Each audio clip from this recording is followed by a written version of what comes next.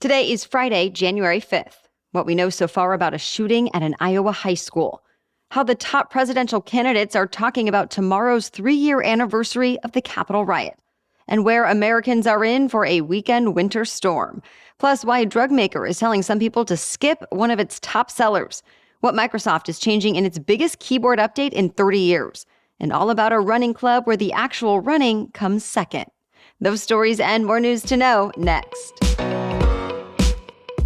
Welcome to The Newsworthy. All the day's news in about 10 minutes. Fast, fair, fun, and on the go. I'm Erica Mandy. Thanks so much for being here. You ready? Let's do this. Unfortunately, today we start with a shooting at a small-town Iowa school. A 17-year-old opened fire before classes started on the first day back after winter break. A 6th grader was killed. 5 other people were hurt, including the school's principal. Investigators say the shooter also died after turning the gun on himself. They also found an improvised explosive device in the school, but ATF officials gave it the all clear. Authorities did not give information about a possible motive, but they are investigating, looking at several social media posts he made around the time of the shooting, on top of other things. A couple of the gunman's friends told the AP he was a quiet person who had been bullied for years, and it apparently escalated recently when his younger sister started getting picked on too. Hundreds of people gathered for a candlelight prayer vigil last night at the same park where, hours earlier, shooting survivors were reunited with their families. The school is closed today and counseling services are available. Conflict in the Middle East is developing on many fronts. For example, the U.S. military launched another airstrike in Iraq this week, targeting the headquarters of an Iran-backed militia. And military officials say the strike killed a high-ranking militia commander who was actively involved in attacks on American personnel. The U.S. military has come under attack at least 100 times in Iraq and Syria since the war in Gaza began on October 7th. Separately, another Iranian-backed militia launched another attack in the Red Sea yesterday, within a couple of miles of the U.S. Navy and commercial vessels. It came just hours after the U.S. and allies issued what they said was a final warning to the militia group. It basically said, stop the attacks or face potential military action. But at this point, the Pentagon hasn't said if that means military action is actually being planned. One more thing we wanted to mention out of the Mideast. Remember yesterday we told you about roadside bombs that killed dozens of Shiite mourners near the burial site of a fallen Iranian general? Well, since then, ISIS has claimed responsibility for the attack. ISIS considers the Shia branch of Islam to be at odds with its interpretation of the religion, and it's targeted shrines and religious sites in Iran before. Iran's supreme leader has promised a harsh response. There's new information coming to light about what some consider to be former President Trump's conflicts of interest. 20 foreign countries apparently pumped millions of dollars into Trump properties while he was president. This is according to documents and internal financial records that were just made public by House Democrats. They show foreign governments and government-linked entities spend at least $7.8 million at his hotels in Washington, New York, and Las Vegas, which some Democratic lawmakers say is just a fraction of what was actually spent. On paper, it seems China was the biggest spender, followed by Saudi Arabia. Democrats are releasing these findings just as their GOP counterparts pursue an impeachment inquiry into President Biden. That's focused on similar claims that Biden benefited from the overseas business dealings of his son Hunter and other family members. The Bidens have denied any wrongdoing. Now, so have the Trumps. And a spokesperson for the Trump Organization said foreign profits gathered at the Trump properties were voluntarily donated to the U.S. Treasury. By the way, you may have heard about these allegations before, and that's because there's a clause in the U.S. Constitution that keeps federal officials from accepting money or gifts from foreign governments without permission from Congress. And Dems cited that clause when they were trying to get Trump's financial records for several years. The issue actually eventually landed at the U.S. Supreme Court back in 2021, but justices said the cases were moot by that point anyway because Trump no longer held office. Of course, that could change if he gets reelected later this year. Both President Biden and former President Trump are hitting the campaign trail this weekend, both marking 3 years since the January 6th Capitol attack, though they talk about the same event in very different ways. The Biden campaign says the president plans to highlight what he says was Trump's role in the attack, when Biden is in the swing state of Pennsylvania today and the early voting state of Iowa tomorrow. Then the campaign says it's going to put out ads built around the speeches. Vice President Harris plans to deliver a similar message tomorrow in another early voting state, South Carolina. But when former President Trump holds campaign rallies in Iowa tomorrow, he's expected to strike a very different tone. Trump has called January 6th a beautiful day. The FBI has so far arrested upward of 1,200 people, and about 900 people have either pleaded guilty or been found guilty at trial. But Trump has said if he wins this next election, he'll roll back much of the investigation. He's described people in prison for the attack as great patriots and has promised them presidential pardons. Expect to hear a lot more about all of this in the coming months. The first nominating contest is happening in Iowa in less than 2 weeks, and the general election is just over 300 days away. Millions of Americans who live in the Northeast and Mid-Atlantic are bracing for their first big winter storm of the season. Snow and ice could spread all the way from North Carolina up to Maine. It could even hit some big cities like New York City that hasn't seen snow in 10 months. The places that stand the best chance of getting a significant amount of snow are Boston, Massachusetts, and Hartford, Connecticut. That said, forecasters say a lot of people might end up getting just rain if there's just a small shift in the storm's track, which is likely to happen in places like Washington, D.C. and Baltimore. Much of the South and Southeast is getting rain today, and then tomorrow it's expected to swoop up the East Coast, where the air is colder, before peaking on Sunday. By the way, meteorologists say this storm marks the beginning of a stormy period of weather for much of the U.S., with a blizzard likely in the Midwest next week and a potential Arctic outbreak to follow. More news is still coming up, but first, thanks to our sponsor. I know this time of year, building healthy habits can be top of mind. So one easy way to eat clean and conveniently is with Green Chef. Green Chef takes the work out of eating better with chef-crafted, nutritionist-approved recipes featuring certified organic fruits and veggies, organic cage-free eggs, and sustainably sourced seafood. And Green Chef delivers everything you need. In fact, Green Chef is now owned by HelloFresh, so with a wider array of meal plans to choose from, there's something for everyone.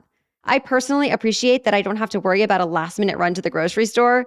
Instead, I have doable, delicious recipes alongside all the ingredients I need for a meal I can feel good about feeding to myself and my family.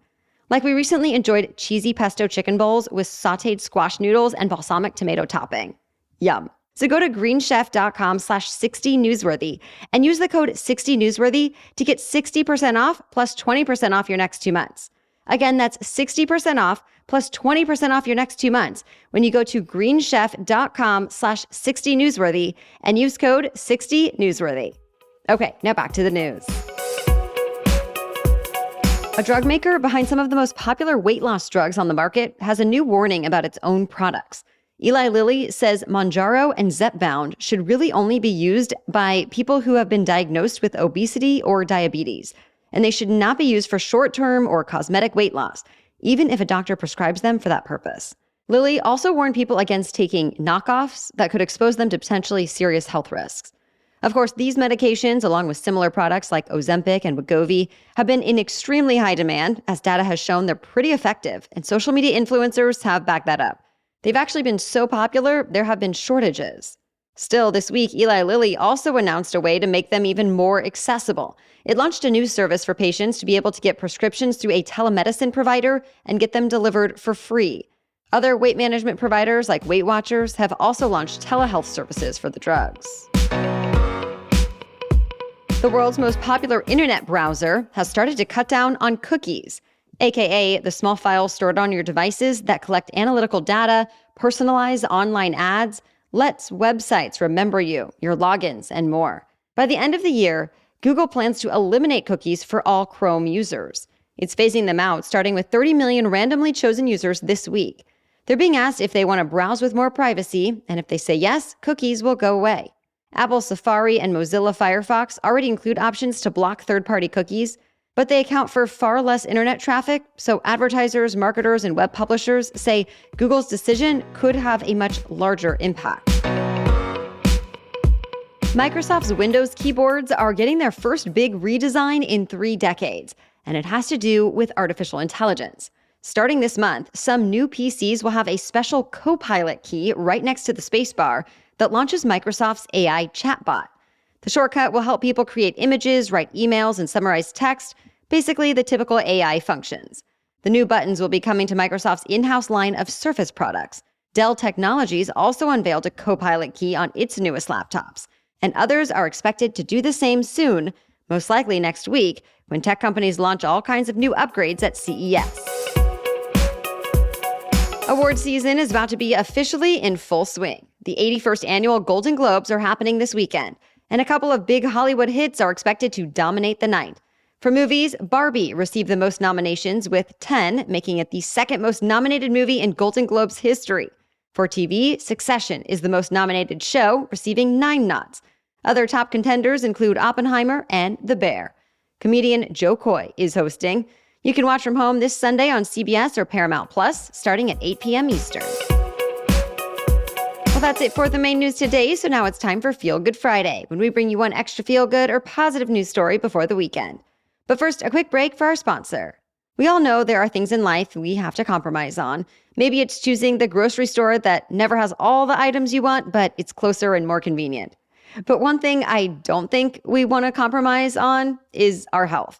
So don't go back to that one doctor who does not make you feel heard or is never available or doesn't always take your insurance. Instead, check out ZocDoc. You can find and book doctors and check out verified reviews from real patients, helping you to find doctors who will make you feel comfortable and prioritize your health just like you do. I love that you can search by location, availability, insurance, and specialty, so you can find exactly the right doctor with ZocDoc. If you're not familiar, ZocDoc is a free app and website where you can search and compare highly rated in-network doctors near you and instantly book appointments with them online. Once you find the doc you want, you can book them immediately. I always check out ZocDoc when I need a new doctor. So go to ZocDoc.com/newsworthy and download the ZocDoc app for free. Then find and book a top-rated doctor today. That's ZocDoc.com/newsworthy. ZocDoc.com/newsworthy. Okay, now back to Feel Good Friday.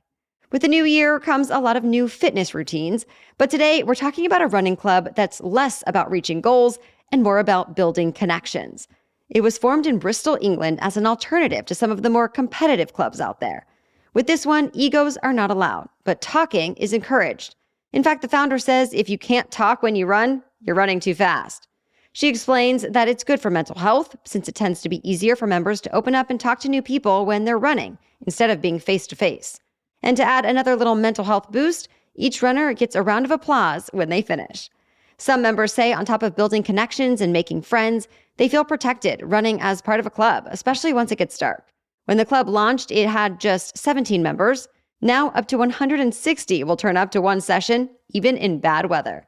And the founder says she hopes other runners are inspired to start similar clubs around the world, encouraging more people to exercise and socialize without much pressure. All right, we'll be back tomorrow with our special edition Saturday episode. We're helping you declutter your digital life in 2024 with how to organize your inbox, photos, and files in a simple, slow, but effective way. And of course, we'll be back on Monday with your next news roundup. For now, thank you so much for listening and have a great weekend.